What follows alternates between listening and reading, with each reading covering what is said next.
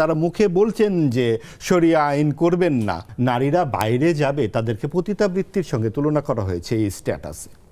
এখন এইটা কিভাবে হয়? বয়স্করা কথা খেলাপ করে, এটা আমরা দেখেছি 50-54 বছর ধরে।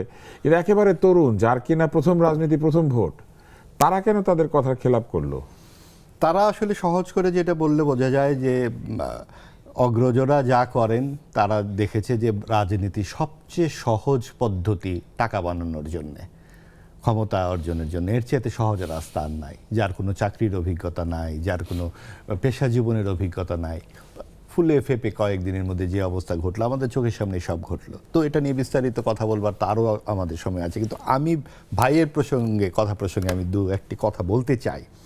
দেখুন যে এই যে আপনাদের যে রাজনীতি এবং এই রাজনীতির পেছনে যে কথাটি বারবার বলা হচ্ছিল জোট গঠনের সময়, যে একটি ভোটে সব ইসলামী ভোটগুলো আসবে, একটি বাক্সে সব ইসলামিক ভোটগুলো আসবে, তখন কিন্তু তারা সবাই একাট্টা হলেন।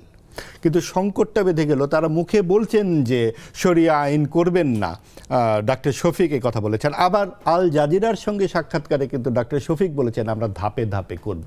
কারণ দেখুন, মাদক সেবককে কিন্তু একবারে মাদক থেকে আনা যায় না, সরানো যায় না, তাকে ধীরে ধীরে আনতে হয়। এই কথাটা তিনি বলেছেন। এবং তিনি নারীর অধিকার সম্পর্কে স্পেসিফিক মাদক শব্দটি বলেছেন এবং ইংরেজিতে এটা আছে, ভিডিওতে আছে, একদম এইভাবে কথা আছে। আরেকটি কথা তিনি বলেছেন যে জামাতের প্রচলিত আইন হচ্ছে মাদক, না এটা ওখান থেকে আমাদের উদ্ধার বলেছেন। হ্যাঁ, ওনারা তো তাই মনে করেন যে শরিয়া আইন করতে হবে, কারণ প্রচলিত যে সংবিধানটা তারা সংস্কার করছেন এটা কি মাদক? সেটাও সেরকমই তো ব্যাখ্যা করলে তাই হয়। আপনি এই ভিডিওটা দেখলে আপনি বুঝবেন।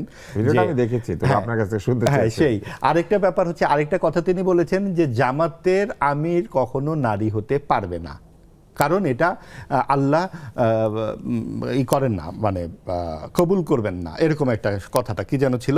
যাই হোক, এখন যেটা ঘটেছে আপনারা জানেন যে এটা নিয়ে খুব চলছে, যে একটা টুইট যেটা On the question of women, Jama's position is neither confused nor apologetic. It is principled. We do not think women should come in the leadership in Jamaat. It is impossible. Allah did not permit this. এবং এইটা কিন্তু ওনার কথাই। তারপরে তারা দাবি করছেন যে এই টুইট তার নয়, এটা হ্যাক হয়ে গেছে। 14 মিনিট পরে হ্যাক কি করে পাওয়া যায়, এটাও বিশ্বে বিরল একটি ঘটনা। এবং 9 ঘন্টা ছিল এই স্ট্যাটাসটি, যেখানে যারা নারীরা বাইরে যাবে তাদেরকে পতিতাবৃত্তির সঙ্গে তুলনা করা হয়েছে এই স্ট্যাটাসে। এখন এইটা কিভাবে হয়?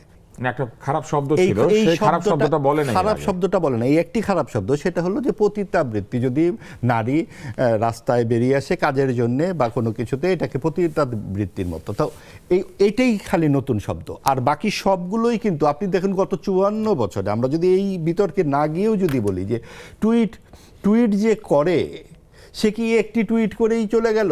সে তো আরও অন্যান্য নানান বিষয় তো কথা বলবে। আপনি দেখুন, কথাটা ছিল যে নারী মূল নেতৃত্বে আসবে কিনা, না এটা আসতে পারে না, কারণ এটা হয় না, এটা শরীয়ত মতো বা আল্লাহ এটা বিধান দেন নাই। তারপরে অন্যান্য কথাগুলো আসে, এই মডার্নিটির নামে, এই আধুনিকতার নামে, এই অনৈতিকতা কোনোভাবেই সমর্থনযোগ্য নয়। এই কথাগুলো তো ওনারা সবসময় বলে। একটি শব্দই আপত্তিজনক, সেটাকে একটি শব্দই হ্যাকার যোগ করে দিয়েছে, আপনি সেটা বলতে চান? আমি বলতে চাচ্ছি হ্যাকার বোধহয় একটি শব্দই যুক্ত করেছে, কারণ এই অন্যান্য সব শব্দ কিন্তু আমরা সবসময় শুনি। বিশেষ করে নারী সংস্কার কমিশন যখন নারী সংস্কার প্রতিবেদনটি সরকারের কাছে জমা দেয়, তার একদিন পরে যে সোহরাওয়ার্দী উদ্যানে যেই প্রকাশ্য সমাবেশ আমরা দেখি, যেখানে নারী নেতৃত্বের প্রতি যেভাবে আক্রমণগুলো করা যায়, আপনার মনে আছে?